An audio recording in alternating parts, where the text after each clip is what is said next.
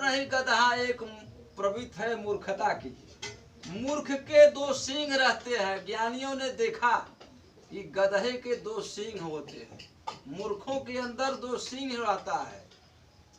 वह जो है ज्ञानी लोग ही देखते हैं।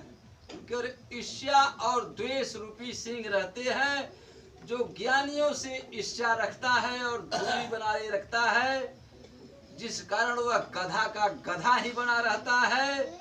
अगर वह ज्ञानियों के शरणागत हो जाए तो अभी गधा से मानव, मानव से देवता भी बन सकता है, लेकिन वह गधा ही बना रहता है, क्योंकि ज्ञानियों से द्वेष बनाए रखता है, दूरी बनाए रखता है। कोरोना उसको हो जाता है और दूरी बनाए रखता है और कभी भी उनके शरणागत नहीं होता और आड़े आड़े उनकी आलोचना करता रहता है, जिस कारण वह गधा का गधा बना रहता है। और कुछ ऐसे अनुरागी इतिहास पुराण में है जो कि मतलब अर्जुन भीम जो अपने गुरु से ऐसे अनुराग में मस्त है, वह गुरु के उपदेश को इतना मान्यता देते हैं कि वह जो है अपने ध्यान रूपी चींटी को, अपने साधना में इतनी बड़ी लीन है कि अपने चींटी रूपी ध्यान को कंट्रोल में रखते हैं कि मेरा ध्यान कहीं विचलित न हो, नहीं तो मेरी सारी तपस्या क्षण में नष्ट हो जाएगा।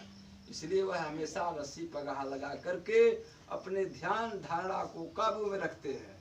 और हम सब अनुरागियों को, भक्त अनुरागियों को ऐसा होना चाहिए कि मेरी धर्म मेरा नष्ट न होने पाए।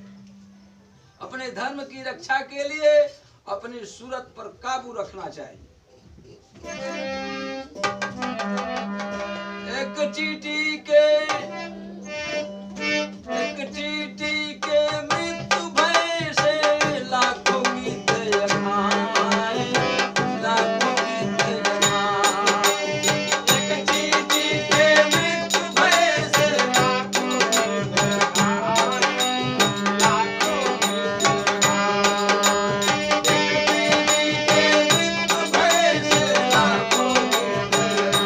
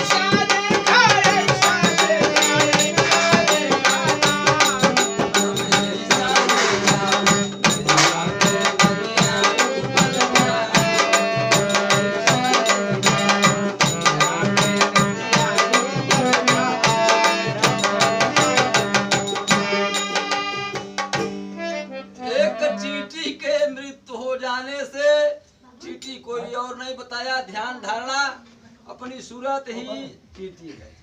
सूरत फंसी संसार में, तासे पड़ी गए दूर, सूरत बांध स्थिर करो तो आठों पहर हुजूर। तो कहें कि एक चींटी के मृत्यु भय से, संसार से अगर यह सूरत मर जाए तो आठों पहर हुजूर का वास हो जाता है।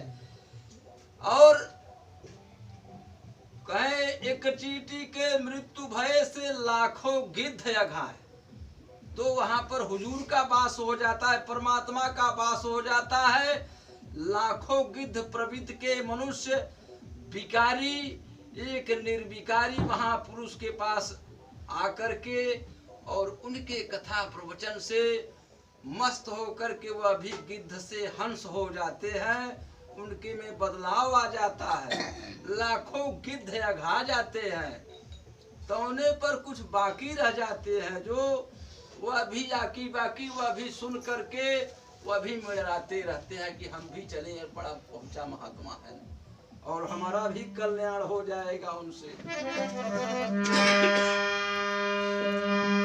एक चींटी के मुंह से भैया नदी बहे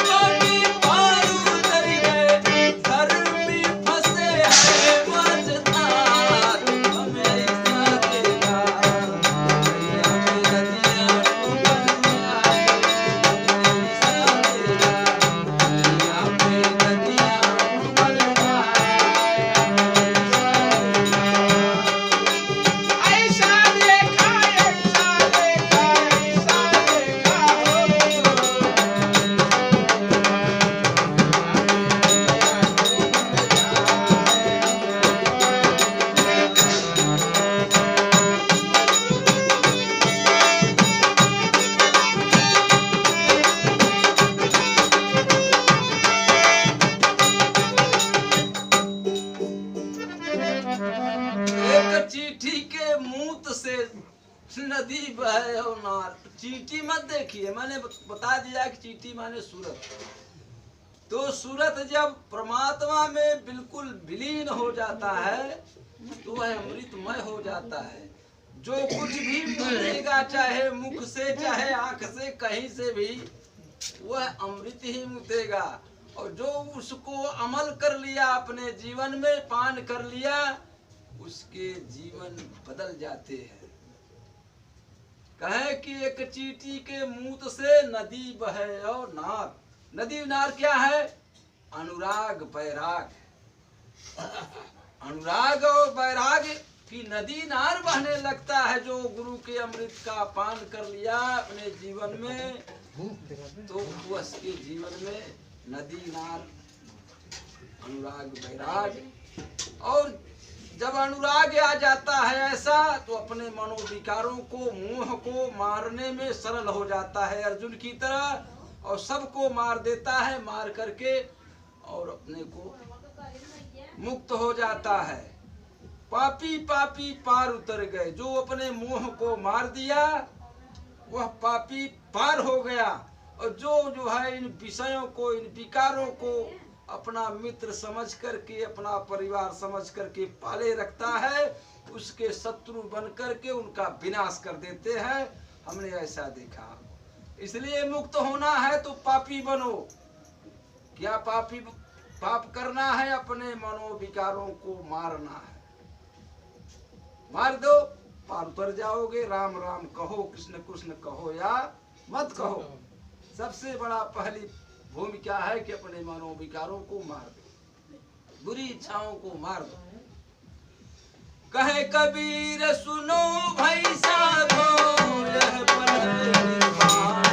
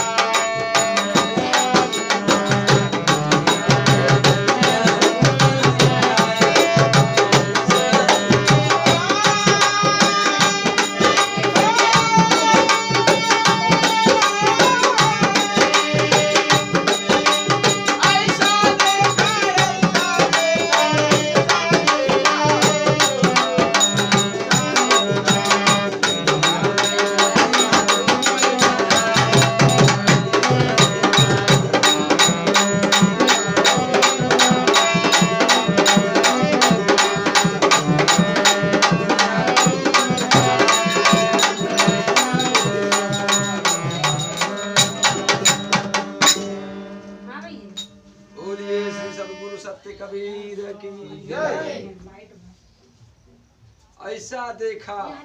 जो यह पद का अर्थ लगावे वही महामुनि ज्ञानी है। कौन सा पद मिला है आपको? यह बहुत ऊंचा पद मिला है।